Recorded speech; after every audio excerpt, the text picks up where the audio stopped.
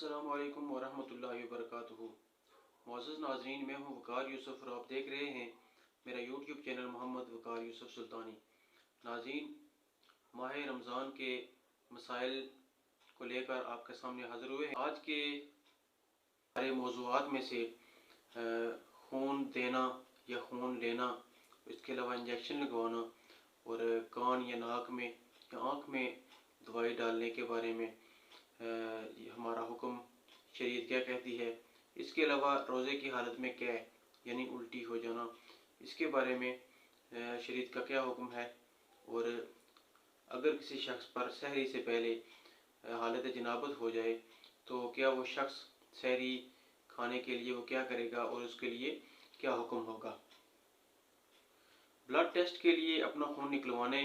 یا کسی شدید ضرورت مند مریض کو خون عطیہ دینے سے روزہ نہیں ٹوٹتا، البتہ اگر خون دینے سے جسم میں اتنی کمزوری لاحق ہو جائے کہ بندے کو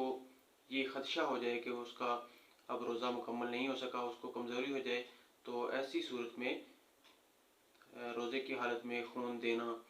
جائز نہیں ہے۔ اور کان میں دوائی ڈالنے یا تیل ٹپکانے سے یا دانستہ پانی ڈالنے سے روزہ نہیں ٹوٹتا ہے، اور اس کے لیے خدا نخواستہ کسی شخص کے کان کا پردہ اگر پھٹا ہو تو اس سے پانی اگر معدے تک پہنچ جاتا ہو معدے تک، تب روزہ ٹوٹے گا، ورنہ نہیں۔ اور رہی بات آنکھ میں دوائی ڈالنے کی یا کسی قسم کا انجیکشن لگوانے سے روزہ بعض علماء کے نزدیک فاسد ہو جاتا ہے اور بعض علماء کے نزدیک نہیں ہوتا ہے۔ تو یہ ایسا مسئلہ ہے جس کے بارے میں قرآن و حدیث میں صریح حکم موجود نہیں ہے، اجتہادی مسئلہ ہے، لہٰذا آپ کو جس بھی عالم پر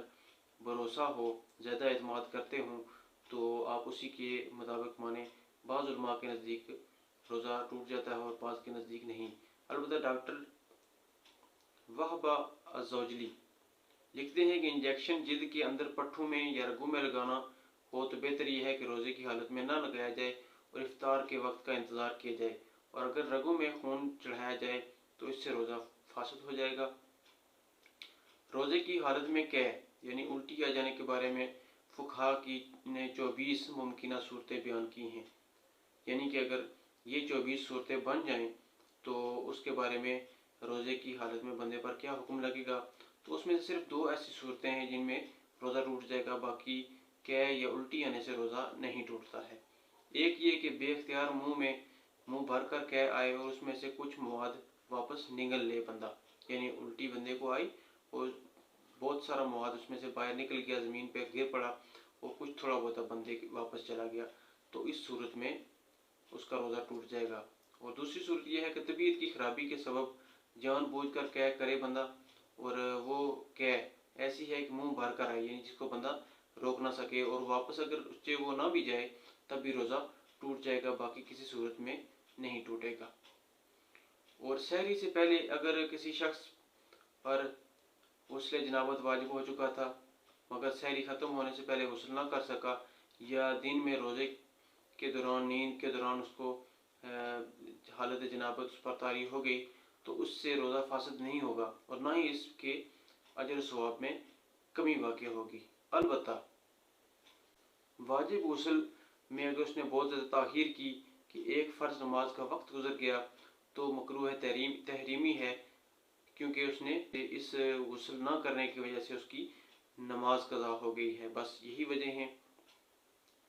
ناظرین، آج کی ہمارے 3 موضوعات تھے، وہ ہمارے مکمل ہو چکے ہیں۔ آپ سے گزارش ہے کہ روزے کے تمام تر مسائل جان کر روزہ رکھیے تاکہ آپ کا روزہ فاسد نہ ہو، اور اپنی دعاؤں میں ہمیں بھی یاد رکھیے۔ خاص بالخصوص آپ سے گزارش ہے کہ دعاؤں میں فلسطینی اور کشمیری مظلوم بہنوں، بھائیوں، بچوں اور بوڑھوں کو یاد رکھیے، وہ لوگ جو کہ اس وقت ظلم جن پر ڈھایا جا رہا ہے، اور وہ لوگ جو کہ اس وقت حالت جنگ میں ہیں، ان کے لیے دعائیں کیجیے۔ اور خاص آپ سے یہ گزارش ہے کہ جو بھی اسرائیل کی مصنوعات ہیں، پیپسی، کوکا کولا، لیز اور اس طرح کے جو بسکٹ وغیرہ ہیں، یا جو چائے ہے لپٹن، ایسی دیگر مصنوعات سے بائیکاٹ کیجیے۔ آپ کا روزہ تو حالت سکون میں، حالت امن میں گزر رہا ہے، لیکن ہمارے ہی پیسوں سے وہ گولیاں بنا کر، وہ اسلحہ بنا کر ہمارے ہی بہنوں بھائیوں پر اس کو مار رہے ہیں، تو آپ سب سے گزارش ہے کہ اس ظلم میں برابر کے شریک نہ بنیے، بلکہ ان فلسطینی بھائیوں کا ہاتھ بنیے، ان کے بازو بنیے اور بائیکاٹ کر کے یہود و نصارہ کو نقصان پہنچائیے۔ نئی ویڈیو آنے تک کے لیے آپ سب کو فی امان اللہ، اپنا بہت خیال رکھیے گا۔ السلام علیکم ورحمۃ اللہ وبرکاتہ۔